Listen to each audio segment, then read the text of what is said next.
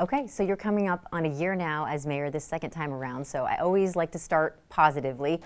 What do you think is the high this past year as you reflect? You know, I guess the high is that I came in, I ran and because I wanted to, and came in saying that I wanted to try to stabilize local government, stabilize this building and how we do provide services at the city of Austin. Right off the bat, of course, there were some immediate things that showed, in my view, the instability and the need to get our arms around some things, and I think we've done that. That's not real sexy. It's not something that you say, all right, here's the highest point, but I think we've had enormous success in bringing stability to local government, bringing common sense to the way we try to approach things, bring some discipline up to and including even the way the budget was passed, and it passed with a lot of discussion, a lot of transparency, but also with what some people thought was a lot of ease. And you know, the fact that we've had the ability to be disciplined during our council meetings and work together as a team, I think that has revealed the stability. We've got a ways to go, but that's been a real high point for me. So you feel like there's a certain unification happening right now? Well, I'd come at it a couple of ways. Yes, I think that the council has, you know, we don't always agree, but you're never going to do that with 11 people. But the council has worked really well together as a team, and the way the council manager form of government has worked with the interim city manager that we brought in, you know, 6 weeks into my time as mayor, that's made a big difference. So you're seeing, I think, overall, city government work better. Like I say, there are things that we want to improve on, but I'll give you one big example is that the permitting process, site plan process, everybody said was a disaster.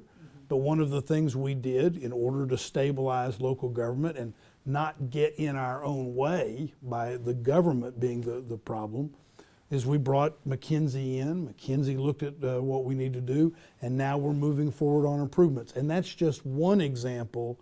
Everything from how we do emergency management and Austin Energy and what we're doing out at the airport. It's just working better. We've got a ways to go. We'll keep working on that. But that's certainly one of the high points is the way the building is working together and achieving results. I like you acknowledging that there are things to work on. I think that's a really great sign of a good manager because you're aware of both the good and the bad. Tell me about some of the disappointments maybe. Have there been any this past year? Well, sure. You know, first of all, I'm never going to appear to be patient. I am very impatient when it comes to making sure we're bringing about the kinds of changes we want to bring about. You know, I inherited a couple of real issues. I inherited a situation where we have far fewer police than I would like to see us have. And yet, we're working to make progress in that regard. I'm one of those leaders that isn't going to apologize for trying something, even if it doesn't turn out exactly the way I might like it to. I think a sign of a strong leader is someone that's willing to say, all right, I tried, that didn't work. And we have tried some things when it comes to policing that didn't work the way we had hoped they would work. But we will continue to try and learn from those. We have not moved as rapidly. There's two sides of a coin on how we address homelessness. On the one side of the coin, I wish we had been able to move even faster, but it was a more broken system than frankly I anticipated. But we've made enormous progress. When you look at how we've started approaching the entire continuum of services, including what we need to do with emergency shelters, and for that matter, one of the other high points is I said we were going to work better with state government. And of course, my ability to work with the state government and get that $65 million that is now being utilized to deal with people living homeless, those have been big successes, but just not as fast as my impatience would have me try to achieve. Since you brought it up, let's talk about housing. That was really a rallying cry from voters, and you've been open about acknowledging there is a housing problem here in Austin. I just want to check your temperature on it broadly first. Have there been any improvements with housing here in Austin? Well, there have. First of all, let's start with the proposition that we do have a housing emergency. And frankly, it's not just an affordable housing emergency, although we have that, but Austin, Texas is now one of the biggest cities in America. Mm-hmm.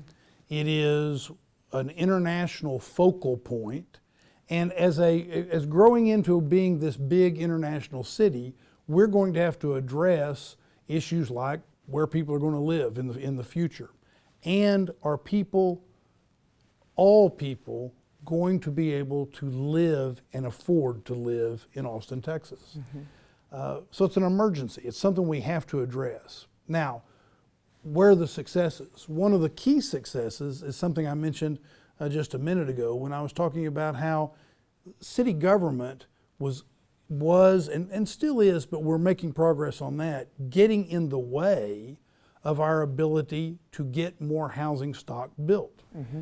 Our permitting process was a disaster.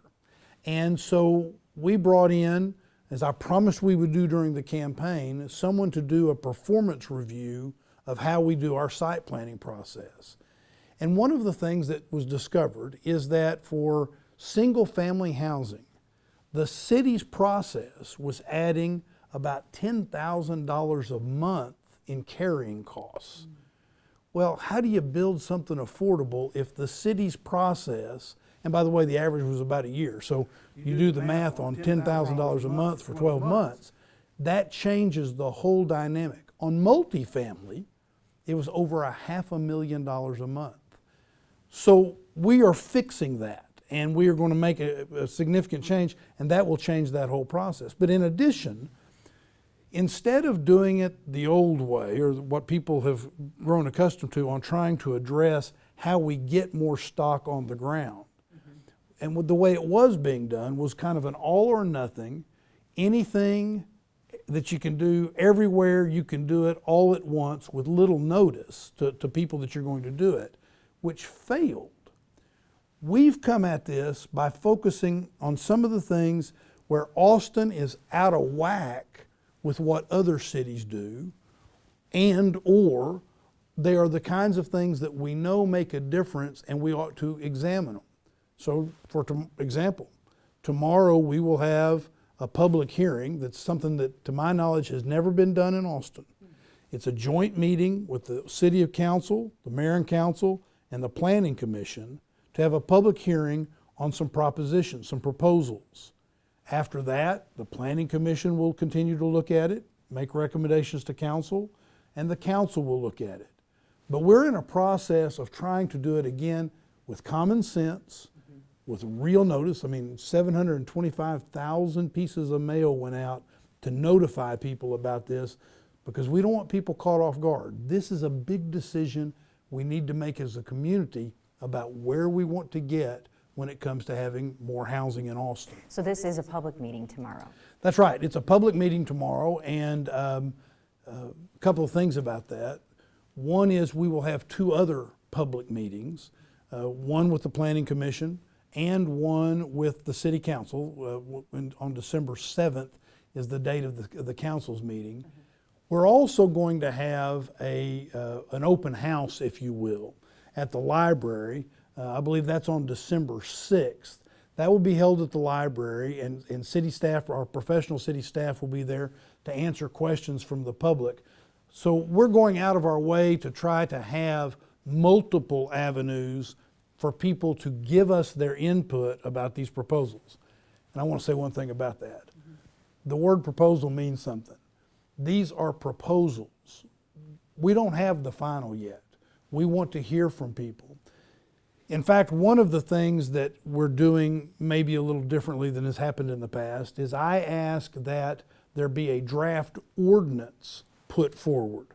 Not just a generic proposal that people would have to guess what it really meant. Mm-hmm. Let's have a target so that people can comment on how you would improve that, how you might change that, what you might want to take out, and that's the actual ordinance. So we're going out of our way to to try to do this differently to get the kind of results that a 21st century city really needs when you're relying on a land development code that's almost a half a century old. And you're suggesting that draft will come out to the public? Yeah, the draft's already out there. Got it. And this will be something that people will be able to comment on. In addition, we will, I hope it goes out today, it may be tomorrow morning, but I'll certainly announce it tomorrow at the meeting. There's a way for the council and me and for the Planning Commission to ask questions of the professional staff, a Q&A sort of thing. We're going to make all that public as well, so that members of the public will see the questions being asked and the answers that are being given, so they can weigh in on that as well. I think it's interesting that you're saying this is really the first time this has happened. Do you feel like you're going to hear something novel at a meeting like this? By now, people have said, hey, there's an issue here. Well, first of all, there's pretty good agreement across the city that we need more housing. Right. And just as an aside, you know, the citizens of Austin voted a couple of years ago for a multi-billion-dollar project known as Project Connect, our rail system. And as part of that, they voted for $300 million in anti-displacement housing money. So Austinites were focused on housing as they did this rail project or voted for this rail project. We know a couple things. One is we know that that rail project will not succeed unless we have more housing and more density along that rail line. It just won't happen. And I don't think the voters voted not to do, not to have a successful rail line, particularly when they voted with regard to the anti-displacement money. The flip side of that coin, though, is that if you want affordability in your community, it's one thing to have more affordable housing, but you really need to have it tied to transportation, because the decreased cost that you will have because of transportation along a rail line is part of what makes this town a place that everybody will be able to live in. We'll have more equity in the way people will be able to live. Teachers, firefighters, police, EMS, a lot of different types of jobs will be better represented. But your question was about, do I expect to hear something novel? You know, I will tell you that one of the best parts of this job has been going to neighborhood association meetings and other meetings where we talk about housing as one of the issues we talk about, because you do hear things that are really important. For example, one of the things that gets pointed out a lot, and I think we have to pay attention to this, is that at the very same time we have an affordability and housing emergency, we have a climate emergency. And so we're looking at different ways, and the City of Austin has a climate action plan. We're looking at different ways that we can mitigate issues related to climate. And one of the big ways is making sure that we address impervious cover in the right way. Well, we got to be very careful as we talk about increasing density and what that might mean with regard to impervious cover, because we don't want to be at cross purposes. Well, those are the kinds of things you hear from the public, and when you listen to them, we ought to bring them back and work to make them part of our overall policy objectives. It's interesting. So you're saying there might be a number of topics brought up around this housing issue tomorrow. Oh, I think so. I'll give you another good example. And you hear this from neighborhoods that know their neighborhoods well, right? One of the things that we have to consider is, if you're going to put additional density in an area, one of the questions that has to be asked is, what about the infrastructure? You might be talking about a neighborhood where the infrastructure that people, the water, wastewater infrastructure that people are relying upon is decades old. And it may not be sized right for additional density. How do you address that? So when we talk about housing, we have to apply some common sense. We've got a real need for additional housing. We have a real need for what future generations are going to need in order to be able to stay here and afford to stay here. but we also have to apply common sense and ask the right questions as we're drafting the policy. You know, voters obviously responded to your plan that you talked about involving individual city council districts adopting their own code reforms, and then they set their own requirements. So I wonder, is there any modification to this now that you're a year in? Sure. One of the things is that you look at it from the perspective of, have we established the right framework? And one of the questions that I ask about establishing the right framework, particularly as you look at things like what we voted on for the equitable transit-oriented development along the rail line, what has happened with ATP setting its rail line, the work I did in the legislature to protect that rail line. But one of the questions that immediately comes to mind is, when you start talking about where, which is the question you ask, is as part of that framework, do we create a priority and a focus along a rail line or other transit lines so that you add to the equity of it?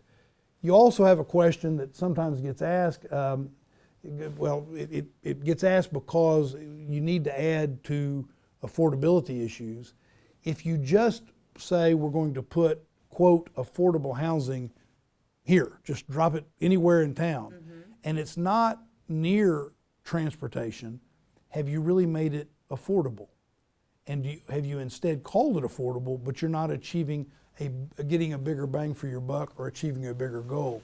So sure, as we work on this, the best policy typically is you listen to people, you learn more about it, and then you're able to make appropriate changes. I'd like to talk about some of the poorest families in Austin. The National Low Income Housing Coalition has data for 2021. I don't think they've updated it past then, but it says for every 100 renter households, there's about 44 homes available to those families in that income bracket. So overall, big picture, there's just not enough housing here in Texas and of course here in Austin. Are you working on any programs that will help these specific families, the lowest income families here in Austin? Sure, there's a couple of things. That first of all, and that's a good question from this perspective. One of the things that, as we look at how we increase more housing stock, I feel pretty strongly that the market will probably take care of the higher income. We've made it more difficult to provide enough housing stock for many folks, and that's part of what we're trying to address. But in order to address what are the lowest income, the people you're talking about, it's going to require us to continue to find ways to subsidize and provide more ability. And we've had a number of projects that are related to that in the past year, and those will have to continue. And we will continue to look for opportunities, working, for example, with the state.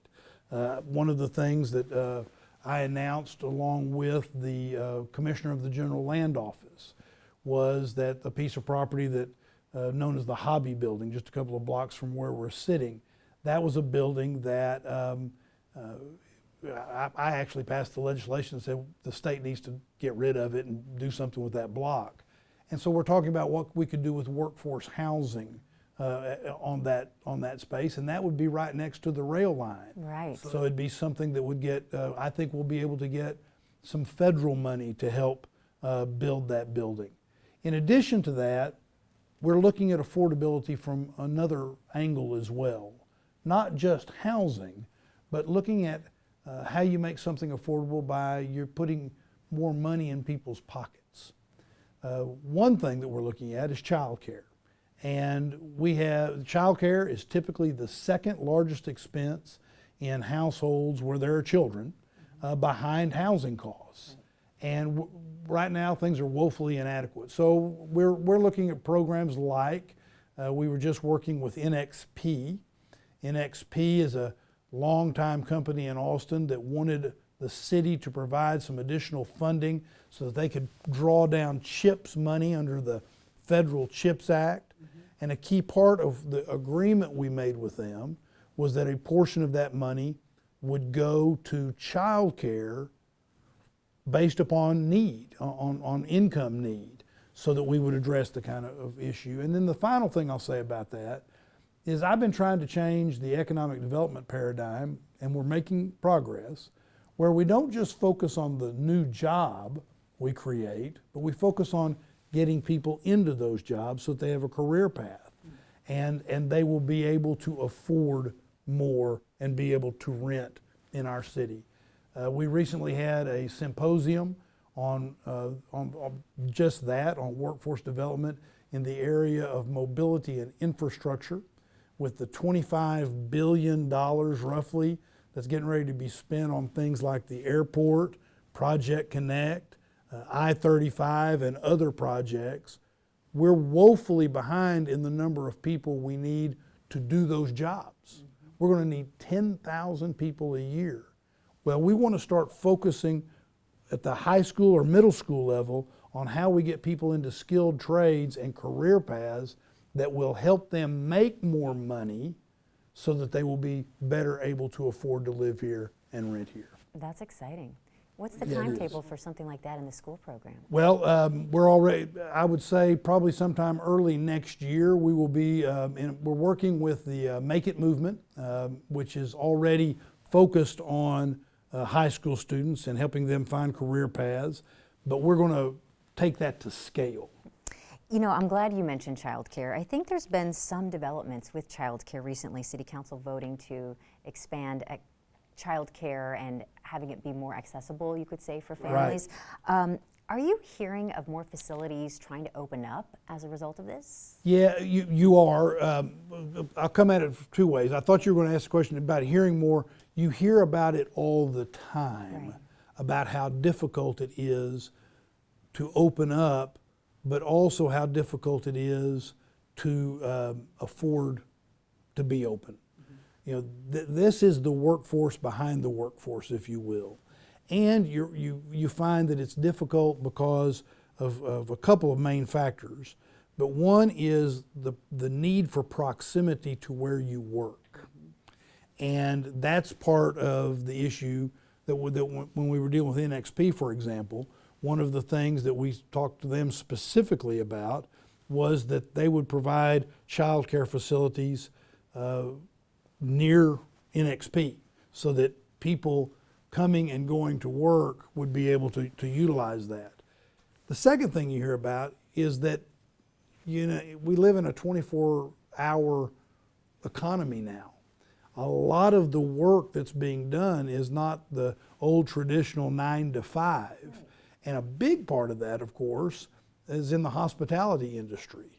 So how do we also provide child care that meets what are now the traditional hours, but they feel a little non-traditional if you go back 20 years.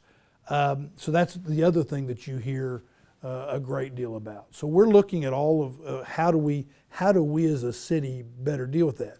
As you know, we just passed, the council just passed an ordinance last week, I think it was, last week, that helped with making it easier for zoning so that we would be able to do that.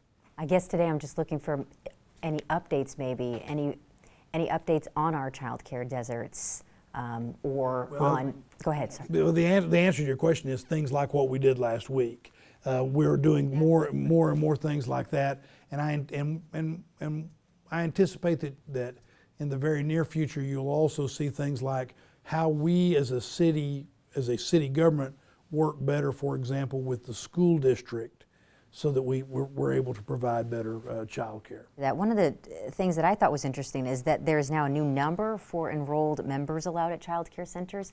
Have we seen that change go into effect yet?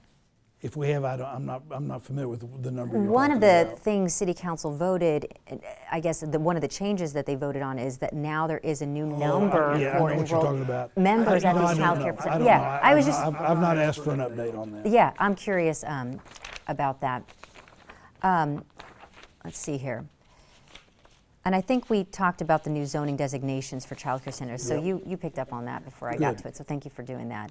And you also touched upon this, Mayor, with that federal support that you mentioned about to soon end for families here. Is the city of Austin working toward any special funding for child care facilities? So a couple of things about that. One is there is going to be more federal money available. Under the bipartisan infrastructure law, one of the things that the Biden administration built into that, and we'll go back to what I was saying a minute ago about getting people into workforce in areas of infrastructure, those that are applying for federal grants, if they make a part of that workforce and child care, they're eligible for greater amounts of money.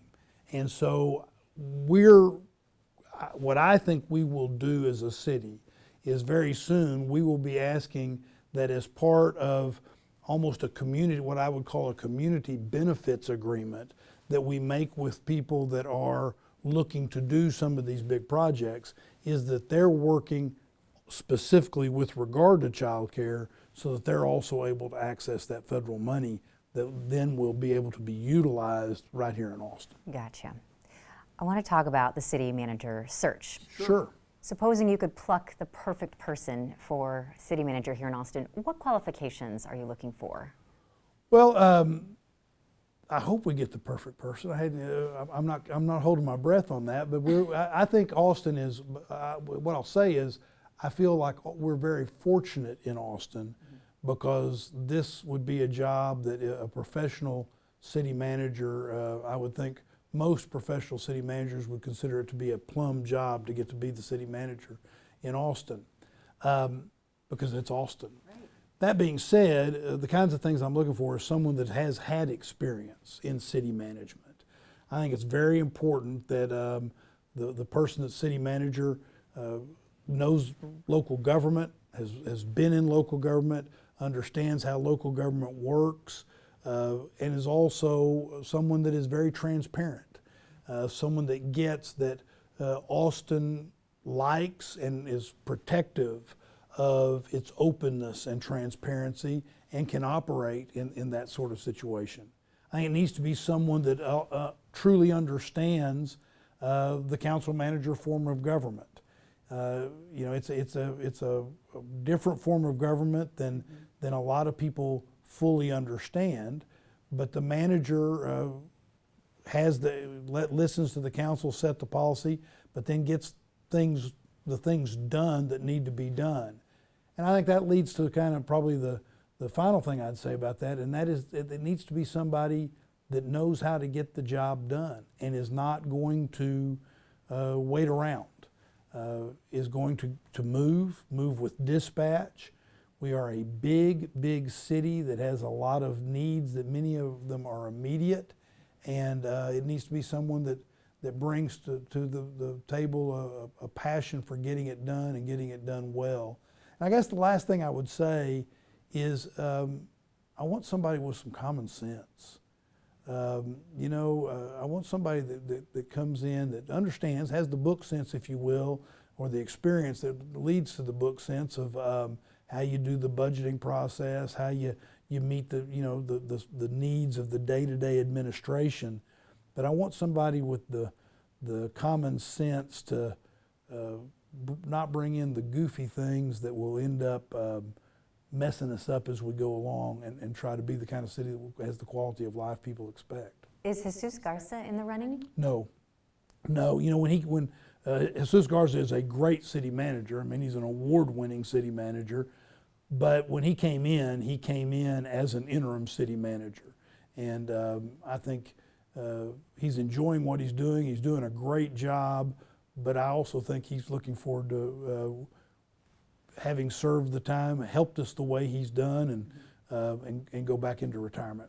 So Mosaic Public Partners is working to recruit Austin City Manager. Do they have an update? Has there been a list formulated at this point? They're working on that. Okay. Keep in mind they were just hired. Right. They were just voted to be hired Thursday, and then the contract needed to be negotiated. I mean, the voting said go get a contract. Well, it took a day or two. I mean, that was a week ago, not quite a week ago, and so they're in the process of doing that. Gotcha.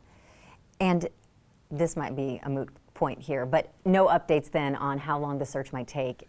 No, but I will say this, that everybody gets focused on how long it might take. And I've tried to keep people from getting focused on how long it might take. And the reason is I want us to do it right. And I'm not going to set arbitrary deadlines. Now, originally what we talked about was it's okay if it takes as long as next September. The idea being that depending upon where you end up in next year, you might be just at a budget time or in the middle of a budget time, and you might have difficulty, a new city manager may not want to come in just before a budget or during a budget process and might want to wait until September. It might be somebody that has children in school.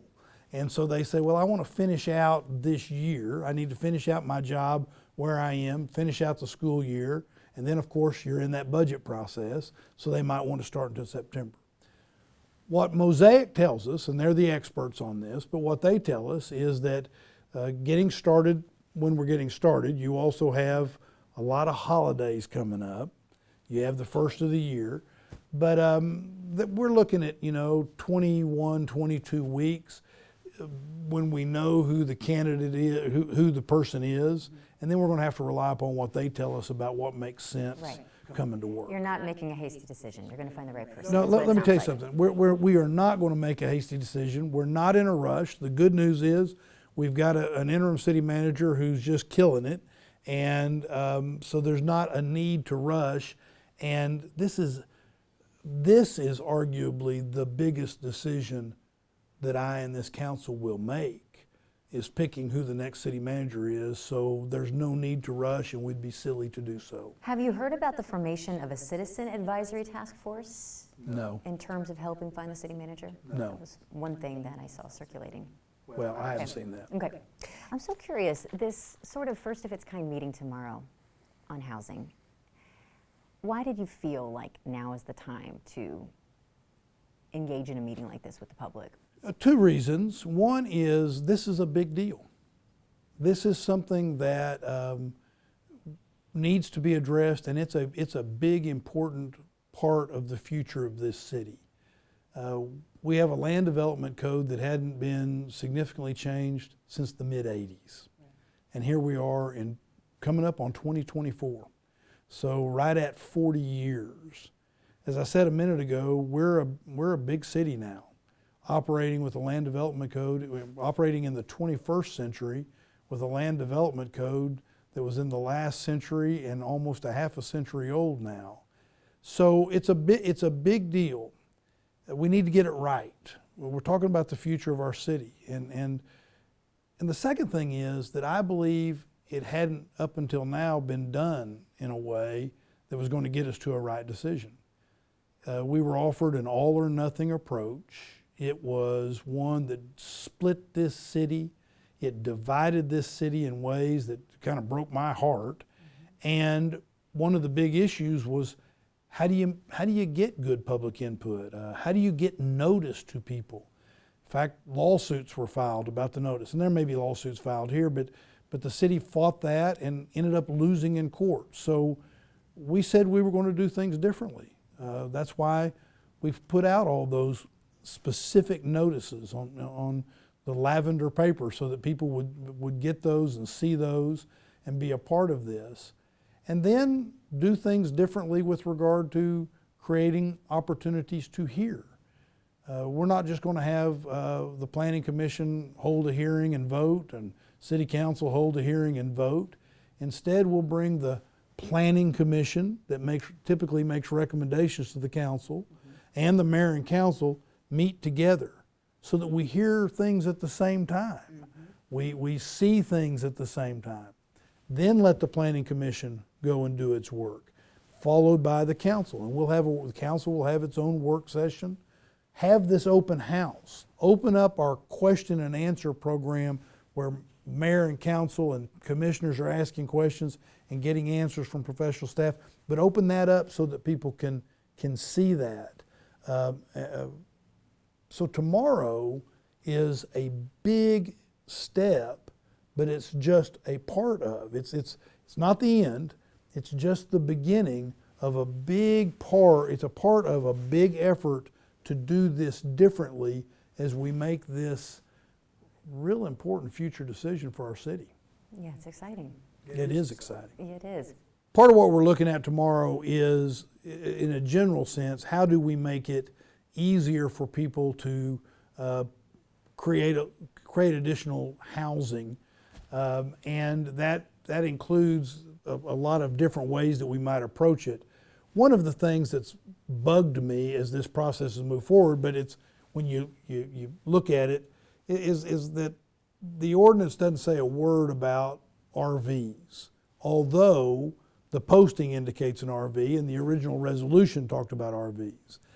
I think that's very unfortunate because I don't think that's a good idea. I think it's a bad idea, and I think it's been an enormous distraction from a better discussion and debate about how we bring about good policy.